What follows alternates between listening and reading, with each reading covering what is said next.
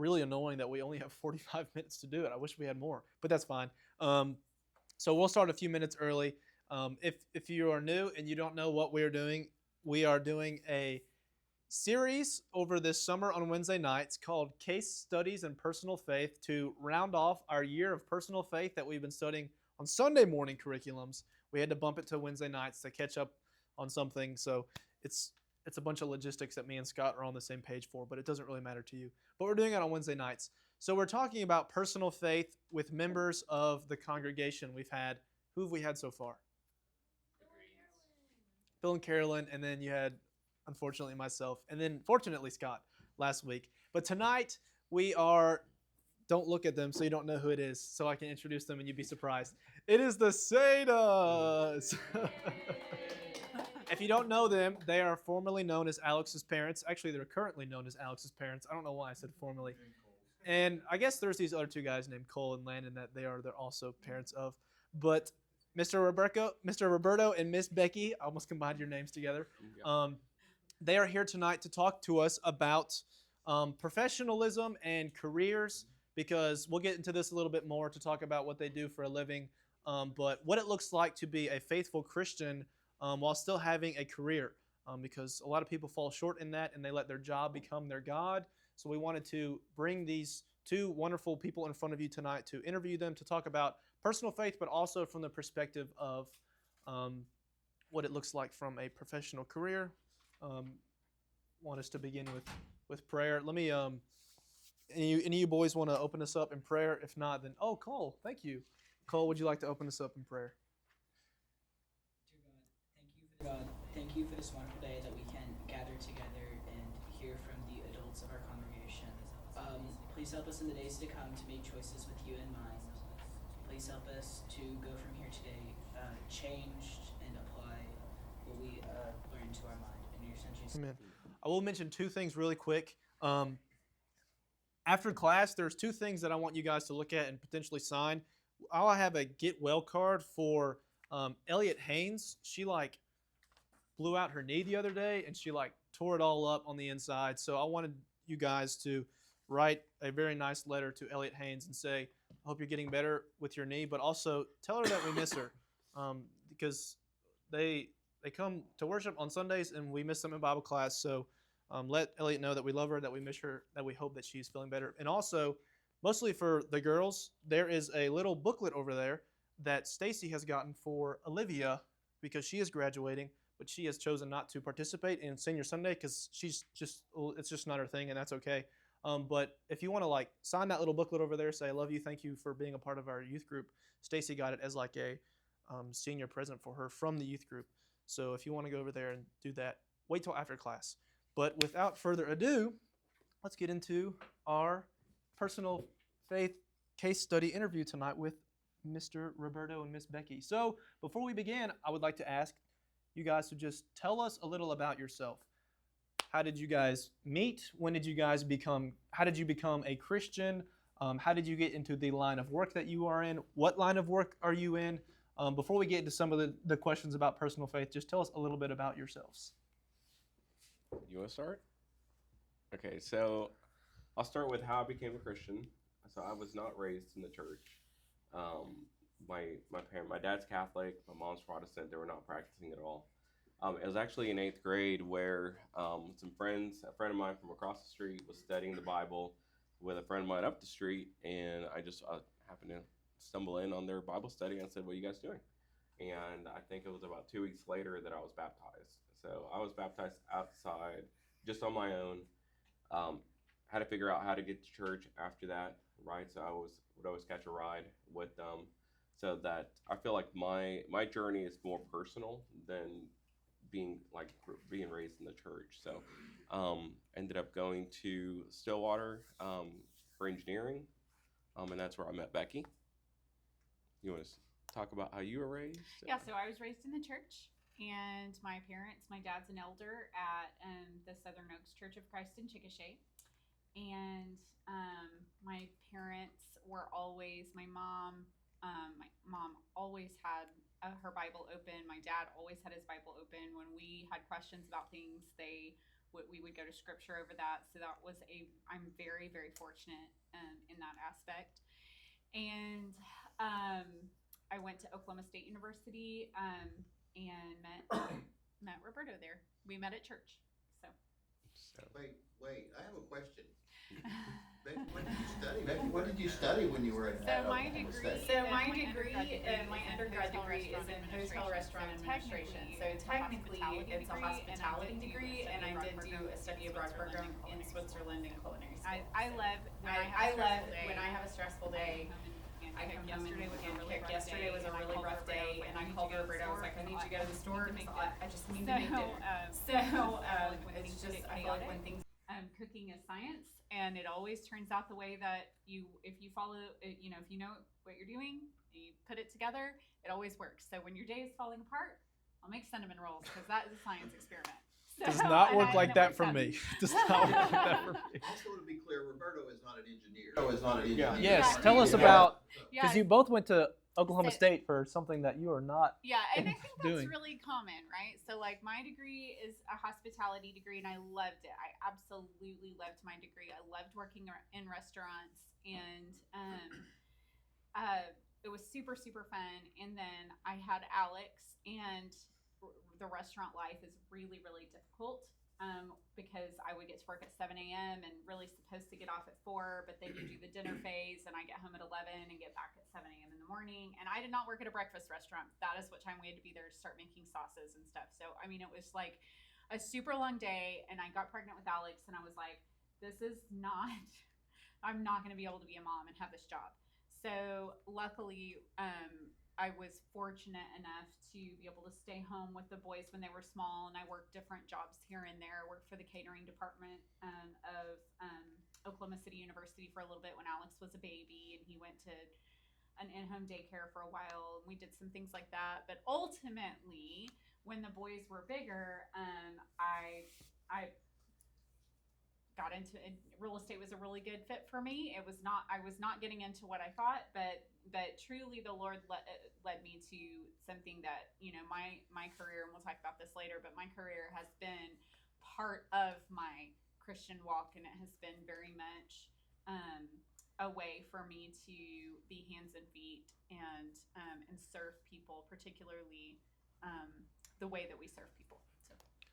So I got my engineering degree, but during while I was in college, I actually got recruited to work at General Motors when they had an assembly plant here in Oklahoma City. So I worked out there in management. So I went straight as a 21-year-old. Fun fact: he actually worked with Ron Bessie, I GM. Oh. did work with. So we didn't know him, but they worked together. So I was out there. They closed the plant down on February 28th, 2006. Walked out without a job.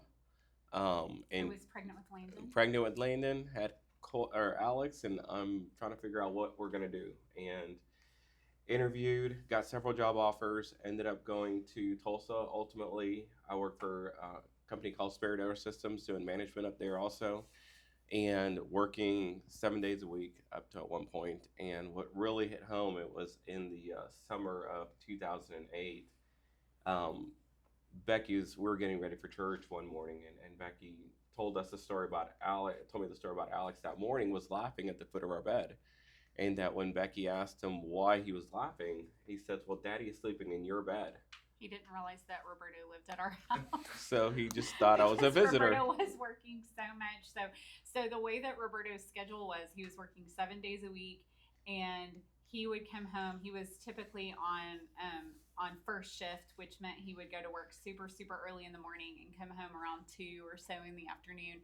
So we would have the afternoons together, and then we put the boys in bed. But by the time the boys got up in the morning, every morning, he was already gone to work, and he was working Saturdays and Sundays too. So on Sundays, he would take his lunch break and meet us at church.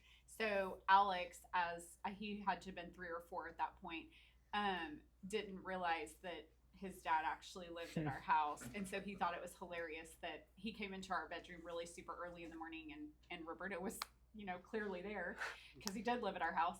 And he just thought that was hilarious that his dad was at our house. It was pretty sad. I would get to the actually. production plant up there about 5 a.m. If I was lucky, I would get home early. There were some days that it would be 5, 6 o'clock. But as we were getting ready Becky just straight up looked at me and says, "They're gonna remember this someday, right? Like this style of living, you're not being around." And so at that point, I kind of looked around and says, "Well, okay, what am I gonna do then?" And decided, well, let me be an attorney. And her dad's an attorney, right? He had all the flexibility in the world. Like if she That's a lie. He had perceived flexibility. Also, the things that you don't realize about your parents, and this will last, I think, until you're like 30. You look back on your parents when you were a little kid, and like you think that your parents are like full-grown adults. Like I look back at my parents and who they were when I was like 9, 10 years old. And I'm like, oh, my parents were grown. But I think like then you're in your 30s and 40s and you're like, they were literally figuring out how to do life. Like they did not know how to do life, and they were figuring it out, and they were kids too, trying to raise kids, right? And so like by the time we got to that age, we were seeing my parents further along in their careers with the flexibility that you have when you're further along in your career and expecting that immediately. And that's probably I was a little naive, right? Yeah. But I decided to go to law school. She was not a fan of it. I don't love change. She doesn't love change, so I drug her all the way down to Norman. So I went to law school there. Started at a law firm, worked there for a while, and then left in 2019 to start my own firm at that point. Which I was also not a fan of. She was not a fan of that one. And that's probably, I know there's a question coming up, but as far as like some of the most difficult times, Becky did not talk to me literally for 24 hours. She was so mad at me. And Was that a bad thing, Roberta? that was a scary thing. Don't answer that. That was a scary thing. But I will say, like, if it was based off Becky's support, I still were probably working at some manufacturing plant, I feel like. And a lot of it was just believing that I could do that. And luckily she has come around to it. Well, guys, Aubrey, if you don't mind. Yeah. Aubrey, if you don't mind. One of the things I want to share with you guys is one of the benefits of being in the Lord's church is people like this right here. These are two of the most professional people I know in my life. I have used both of them multiple times to do what they do, right? And their character is high. You can trust them, and that's one of the benefits of being in the Lord's church and having these kind of connections within the Lord's church. These are two great people. These are two great. I'll pay you later. Yeah. You owe me. Hey, before we move on, can I ask them a question? No, hey, no, you may not. No. Let me get a few through because I've not asked actually a single question yet. Let me get a few in. I'm going to jump to one of the questions I was going to ask at the end because it was kind of just brought up. When has it been the most difficult to remain faithful, and what helped you get through it? Because we just finished a quarter on when it's hard to be a Christian, so this is kind of fresh on a lot of our minds. I want to start off because I think that our faith has really, I think that we hit rock bottom the first semester in law school. A lot of people there did not have the responsibilities that I had. And I remember first and second week being in the library, it's 10:30 and she called and she's like, "You need to get home now." And as she said, "Now," I'm closing my laptop. And then I was like, okay, my journey in law school is going to be different. And she had a home-based business at that point that was helping us bring in some money. And she had made dinner. She went off, came back after. I had to go work. Yeah, I had to made go to work. dinner. I was like, okay, dinner is fixed. I have to go to work. I will come back. And I came home, and like, I came in the door, and it had happened before, but you know how like sometimes things happen, and you're like, I am going to lose my mind. So I walked in, and we had two little boys. We didn't have Cole at this point, which is so funny because we were a family of four for so long that I still think of us like that. Just was such we so identified as a family of four. It was so nice at that time. But, We love you, Cole. but anyway, but we're so much better now because of our Cole man. But anyway, I had two little boys, two little boys at home. So I had made dinner, went to work, I came back, and are there any moms? There's no mom. You're not a mom yet, but I'm sure you identify with this. Like I came in and everything that I had done for dinner was still exactly the way that I left it, except food had been taken out of it. But like the dishes were still on this, it was exactly the same. And the boys were in bed. He was sitting at the table studying, but I felt like the assumption was now I come home from work and now I clean up, right? And so I looked at everything and I turned around and I went back out to my car and I called my mom and I said, hey, so like I can't do this. And I know you said I can't come home. I know, I understand, I do. I just need to come home for just a little bit. I'm gonna let him do his thing, and then I can't do this by myself. Again, anymore. she's not supporting me yet on my law school career. Yeah. So I came in. And so I came back in, and I said, I'm not mad. I'm not mad. But here's the thing: like, I can't do this anymore. It's too hard. Love you. I will love you in 3 years when you're done. Call me up. We'll work it out. But like, I can't raise these 2 little boys by myself and work and then come home and clean up after you. I cannot do it. So mom said I can come home. I'm not mad. I'm going home. And he literally goes, wait. He was like, what do you want me to do? And I go, I don't care. Anything. Like literally pick a thing. I really do not care. But I have to have your help because it would be more helpful if you weren't here. Because I'm not only cleaning after them, I'm cleaning up after you, and I can't do it anymore. So like, and he was like, well, what can I do? And I said, he goes, kitchen? And I said, kitchen would be great. That's fantastic.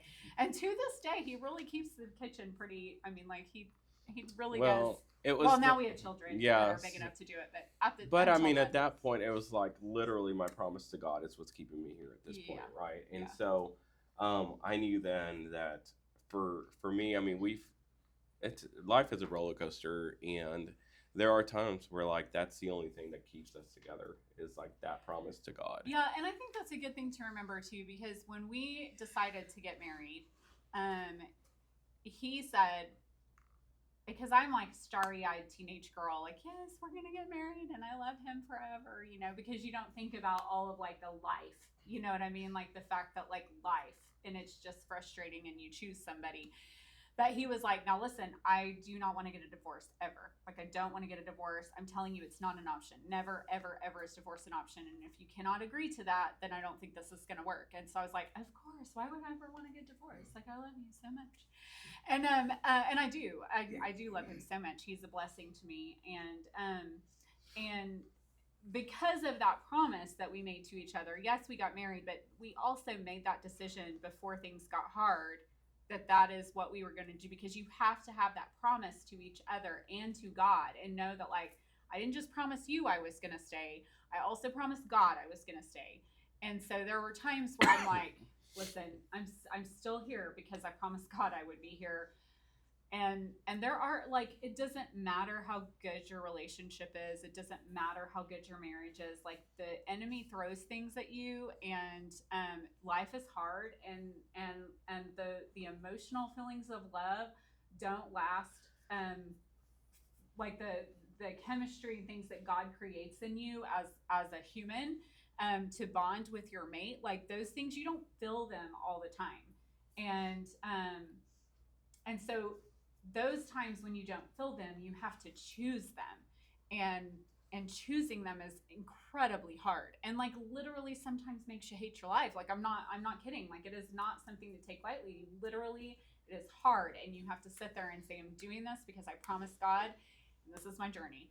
And I think that's just one of the many, many times in our lives that we have a choice that would feel better. And I think that is the answer to your question, Aubrey, is there's so many times in life when opportunities and feelings present themselves to you that would be an easier route, and that would be something that would be fulfilling in the moment. But when we become Christians and when we commit our lives to Christ, you are saying, God, I understand that my feelings will be different sometimes, and I believe you that I can't always trust my feelings, and that I have promised you that I'm going to follow you. And that is hard. Mm-hmm. That is hard. Yeah. That's a great lesson, I think, and I hope you guys were listening to that, because as marriage is on the horizon within the next decade for most of you, or probably less, or maybe sooner. Yeah, Bill and Carolyn got married at 18 and 19, I think. But don't rush. But don't rush. And Cole has so much riz. I'm so glad that was recorded in our YouTube page. But anyway, as I was saying, as you think about not only choosing a spouse that's important, that a spouse that will help you with your own faith, but also you have to be realistic with the concept of marriage. You know, the Bible does not present marriage as something that is just a fairy tale for the rest of your life. Like most people think, well, I'm going to choose who I love, and then it's just going to be fine for the rest of my life. But when you get married, you have to realize I have to love who I chose, and that's a great example that you guys were just able to show from your own life of you chose each other. You made a promise to God so that you were going to make a decision to make sure that your feelings didn't get in the way of doing something that was wrong. Scott? I just want to reiterate that what you guys just heard, that's real life. Mm-hmm. That is every marriage I know. So, Becky, I think you said it right. When you're young, you think it's going to be all rosy and stuff. Then you lose a job, and things. And I think also finding your spouse in the church is so important, because the world does not hold to that ideal.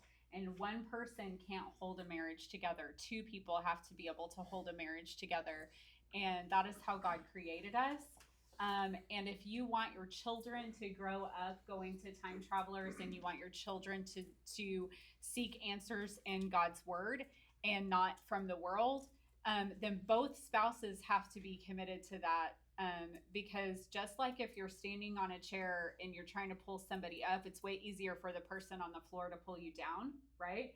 And that's how marriages are too. And so I understand that there are a lot of people who are who choose to marry someone outside of the church and it works out, but I would venture to say that the times that works out, it's very, very difficult, and also very, very rare. Because it's really not the idea of choosing somebody when you don't feel love towards them is not a worldly viewpoint. And so I would say that that's unique to being a Christian. Guys, to piggyback on that, all aspects of your life will at one point be a grind. whether it's your job, Whether it's school, whether it's a relationship. There are points in your life that every aspect is going to be hard, and it's going to be a grind. And like the sages are saying, choose Christ. That's how you get through those, right? So let's get into your guys' professional careers a little bit. A couple questions that I have thought up to hopefully teach the kids what to expect or how to respond when they get into the professional world, and when it becomes difficult to represent Christ, and when it becomes difficult when everyone around you wants to go to the bar after work, or when everyone wants to go do this or go do that, how to respond. So how do you manage a healthy work-life balance? But in that, I want to also ask you to talk about how do you prioritize your spiritual life here. So managing a healthy work-life, spiritual life balance, where it's not just I can compartmentalize and make sure I get enough time of God within my week. It's how do I make sure that God is a part of my entire busy week? I think that you have to figure out what your non-negotiables are, right? I think that if you know Wednesday night, Sunday morning, Sunday night are not negotiable, and then work everything else around that. I mean, even when we're out of town, we'll live stream, right? We want to partake. We try to remember to take the communion cups with us, right? So we're taking We communion. try to find a church to visit, honestly. If we're someplace where there is a church, we will be at that church. If there is not physically a church there, if we're on a cruise ship, then we live stream. Yeah, and then those are some of the best memories. Like we've gone to a church in Philadelphia, and we got to the communion Don't ever service. sit in the back of a one church that cupper, you're not sure whether right? or not they're one So- cuppers or not. or Front row um, every time.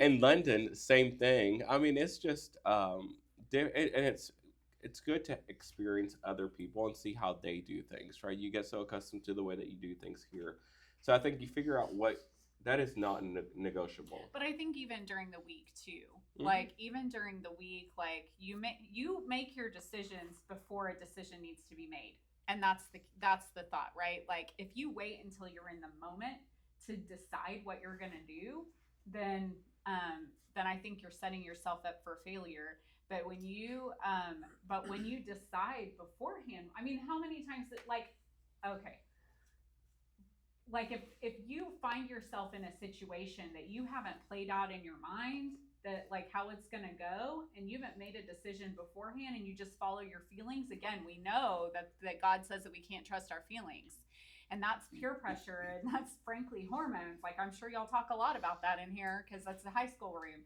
But that's all of those things, you make that decision before the decision has to be made, and then you avoid situations. You avoid being in situations that put you in an uncomfortable position. But also, like, it's easier to say no to something, or to prioritize church, or to prioritize your study if you have already made the decision to do it. If you just say at some point today I'm going to go to the gym. If you don't make the decision, I'm going to the gym at 6 p.m., like you're probably not going to make it, right? But if you say like that's on my calendar, that's what I'm going to do, then you don't book over it. That's a really good point, and it brings to mind like that story in Luke 2 when Jesus is 12 years old, when his family is visiting Jerusalem. I heard a lesson one time that explained that story was like Mary and Joseph did not have to remind their children that they were going to Jerusalem that year. Like when Passover came, they were always going to be doing that. Like the spiritual priorities were just ingrained into the fabric of their existence. It wasn't just like, hey, surprise, this year we're going to church on Sundays. But if you set a precedent, like you guys are talking about, that's applicable across any career, a career that's specifically high demanding like real estate or being an attorney, but also just being in a normal like 9-to-5 job where you're not doing something that's incredibly as demanding, which some of us might find a job doing. But if you have a priority of, well, Wednesday night's coming and I gotta go to Bible class, I need to be spiritually fed. That's something that's a priority. To add to that, I would say start making those habits now. Start making those habits now. And also in selecting your career, right? Like you don't want to choose a career that's going to put you in a position to choose between church and work. Mm-hmm. So I think that's important. Yeah, and I think like if you choose, some of you are going to be in college next year, right? Mm-hmm. And so like it's going to have to be your choice to wake up and go to church on Sunday morning. And if you wait until Sunday morning to decide to go to church, you're probably going to feel kind of tired, and nobody's going to yell at you and say, hey, get dressed and come go. Mm-hmm. But if you choose that, then on Saturday night, you might make some different decisions because you've already made the commitment to go to church the next day. I think also character, like being mindful of your character, is really important too, because you don't want to call your character into question. And if you live your life in a certain way that people would almost be appalled if you did, people, if someone expects you to be trustworthy, you understand that stepping outside the line of trustworthiness is not easily fixed, right? Like there's a lot of times, I have a conversation this is a conversation I frequently with clients, because everybody's situation is so important to them. And I have strict rules I have to follow. I have a state regulated job, right? Like if I step outside of the lines, I will lose my license. And that is not a slap on the wrist. That means that there is nothing I can do ever in my future to practice real estate.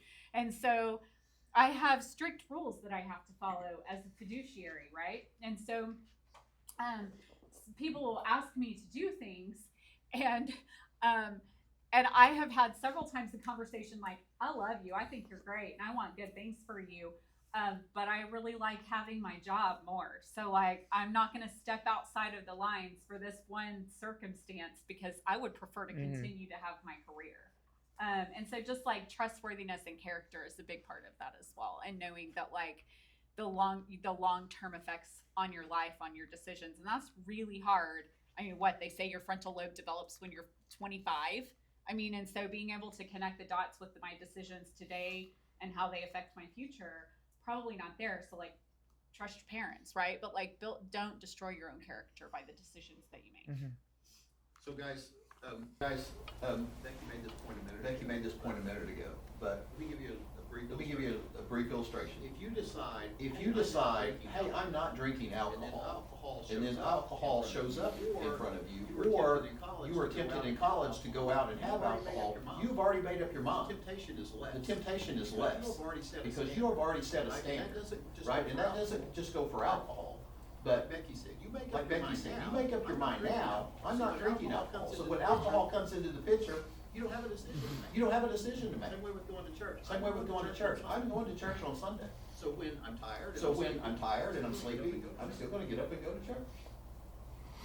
So this is not one of the questions I sent y'all, so it might be a little bit of a curveball, but we've kind of talked about it a little bit. And it's something that we talked about last week too, which was, there are seniors in here who are thinking about going to school. There's juniors who are thinking about where they're going to go to school or maybe to a career field or something like that. And we talked about last week the importance of making your faith have just as much, probably should have more sway in the decisions that you make for your future than whether or not you go to a good school or whether or not you go to a good career. And the reason why I want to ask you about this is both of you guys went to Oklahoma State for degrees that you do not work in those fields, those respective fields. So my question is, how did you, and I'll also add a caveat if this doesn't apply to you, but how did you prioritize your faith in that young adult phase of your life? And if you didn't, how are you teaching your children, or what advice would you give to people who are about to engage in that, to make sure that if you go to a school to pursue a career that you don't end up in, you don't set yourself up for failure because I have to go to this school, but there's no church there, but I have to have a good career, so I have to go to this school, and it's like you find yourself in a pickle and you might hurt your faith if you go to a place. That's a really long question. I hope you got some of it. Well, I think that for us, like we try to make sure that our kids consider that, where they're going to go, what's the church family look like there. For me, that was not, I didn't choose Oklahoma State because of the church family because I didn't know anybody up there. I chose it because my dad was stationed in South Korea, and I just wanted to be close to my mom to help her out. And I was going to get an engineering degree. So I chose and I went there. I will say, like, my first year was hectic. I didn't get plugged in at all. So my church attendance was not great. And the second year I did get plugged in and I started going to do mission work and just getting more involved. And I realized that at that point, like, I would hang out at the university center up there, play foosballs, pull all-nighters, whatever it may be. And I just felt like my walk really started my sophomore year, but it struggled my freshman year. And that's part of the reason that we like with our kids, we're like, hey, be sure to think about it. If you want to go to Harvard, well, are you going to be able to find a church family up there? So it does need to factor in, or at least have a plan before you get to where you're going, right? And then selecting a career that is not going to put you behind the eight ball, right? You're gonna hit the ground running, and you're not wasting money, but also give you a head start as to like how you build your faith as a young adult. Yeah, I think that people think that college teaches you how to do a job, and it doesn't teach you how to do a job. College teaches you how to do life in a safety net, right? So like very few people, well, there's some exceptions to that. Most people who are physicians started out in some sort of like chemistry field, right? So if you think about terms like that, but a lot of my contemporaries, a lot of my friends, like they went to school for something, but they found their passion later because frankly, and I love you guys and you're wonderful and I think you are just the best of the best people, but you don't know who you are. You don't know the humans that you will be. You don't know the things that you will be passionate about. You know the things that you're interested in, and that's great, and follow that, right? But like the things that God places in your heart that you will be passionate about, you don't know that when you are 16, 17, and 18 years old. You don't. So it's better to think about college if you choose to go to college, and there's a lot of different paths. But if you choose to go to college, in my opinion, it's really smart to think of that as like training wheels for adulthood. It teaches you there's a safety net like life decisions wise because typically you're like living in a dorm situation, you've got a meal plan, there's some stipulations around your living expenses that are taken care of, so that's great. Also navigating college from the standpoint of figuring out it's less about learning the class material and it's more about learning how to finish something that you start and how to navigate different personalities and how to work on projects. And honestly, I learned so much about this professor wants me to learn this way, and this way in order for this test. And this professor wants me to do this and this and this for this test. And figuring out how to navigate that is such an important skill because you don't get to choose your boss usually. And learning like how to navigate interpersonal relationships without your parents coming in and doing that for you is a really important life skill. So I will say change your thought process around college and think of it more as like learning to be an adult in a safe environment. The other thing I will say to that is when you go on college visits, find where the church is. Landon is going to go to OSU, but we encouraged him to explore some other options. And when we went to look at other universities, we also found the Bible chair.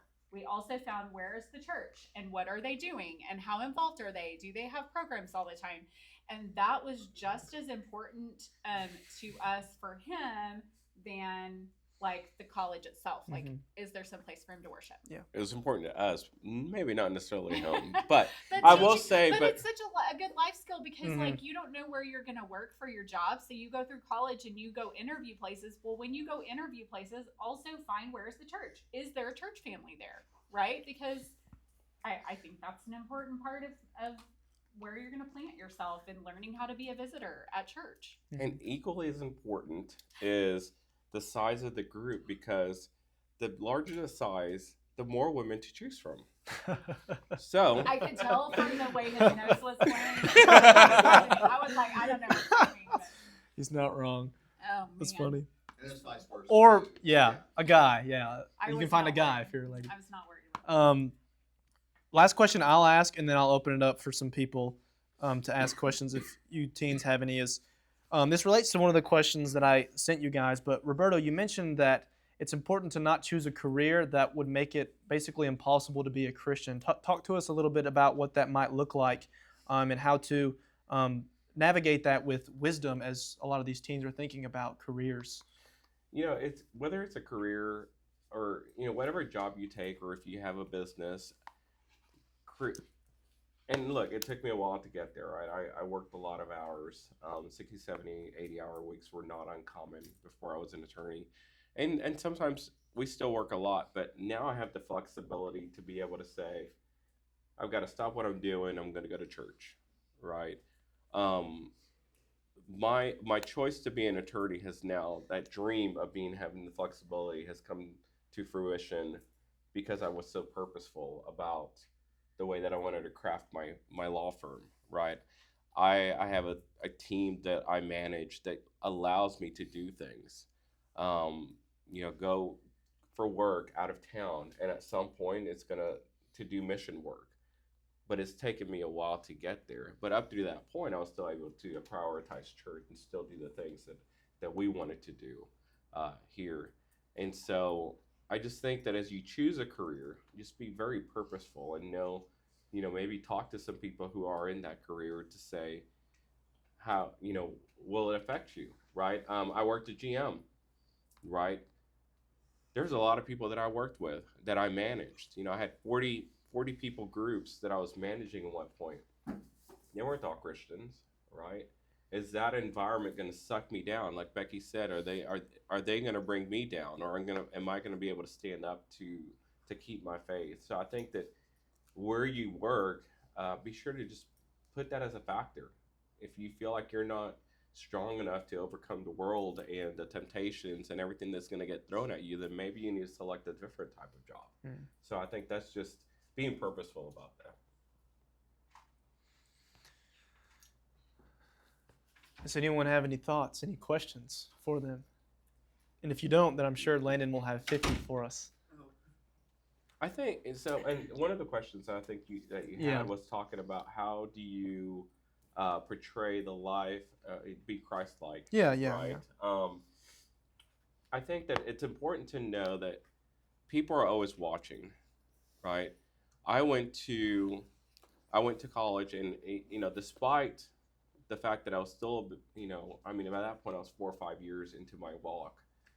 My best friend, was baptized as a result of my example, right? People, and then my brother got baptized. I got to baptize my brother, right? And he gave me the credit.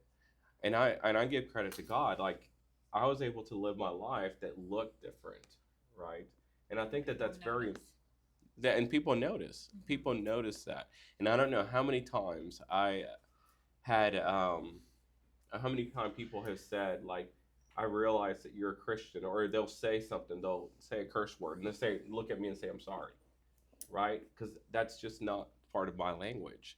And you are being watched. Yeah, I think so too. And I think it's kind of interesting. I've thought about this before. I don't know if I've told you this, but we both have chosen careers that the world views kind of skeptically, right? There's a lot of people who are, and honestly,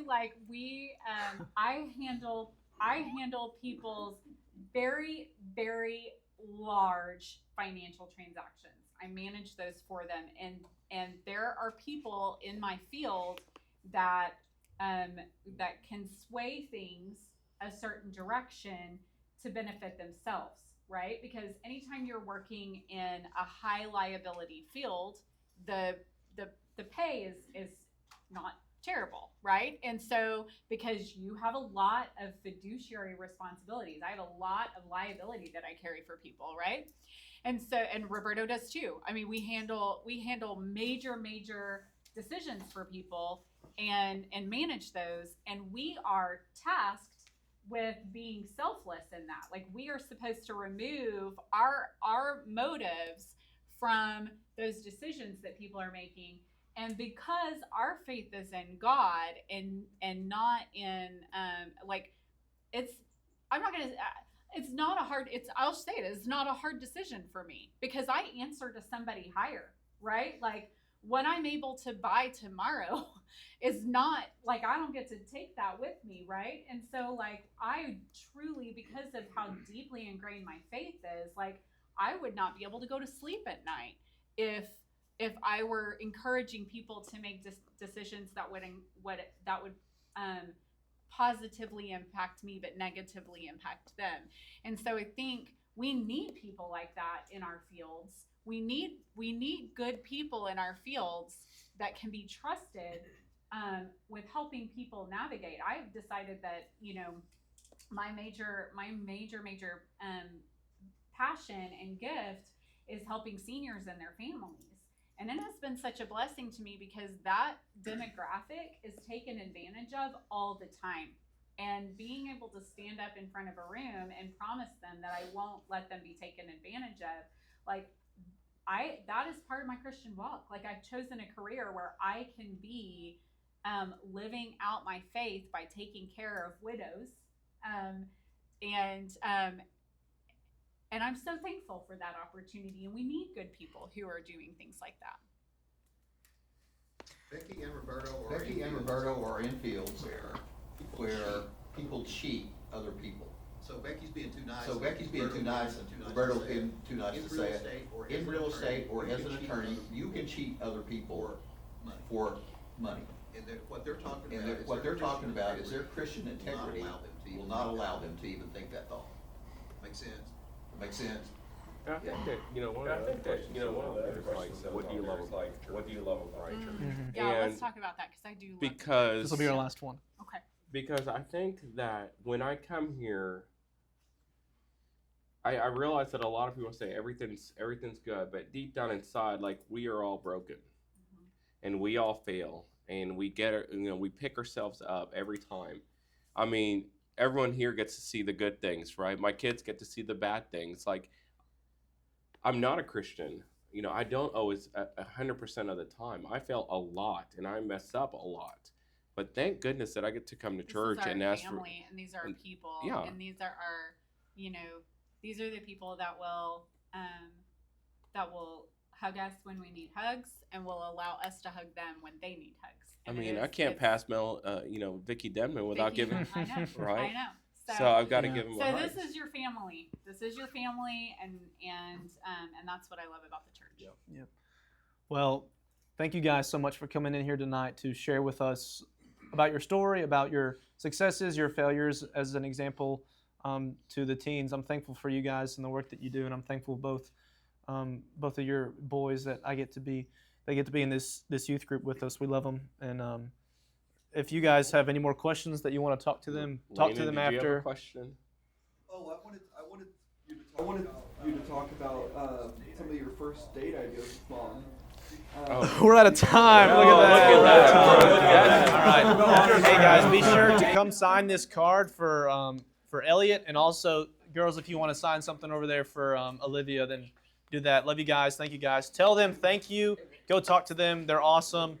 Ask them if they will sell you a house and write you some. If you die. Yeah, if you die, if you plan on dying soon, talk to Roberto. It's kind of far away for you guys, but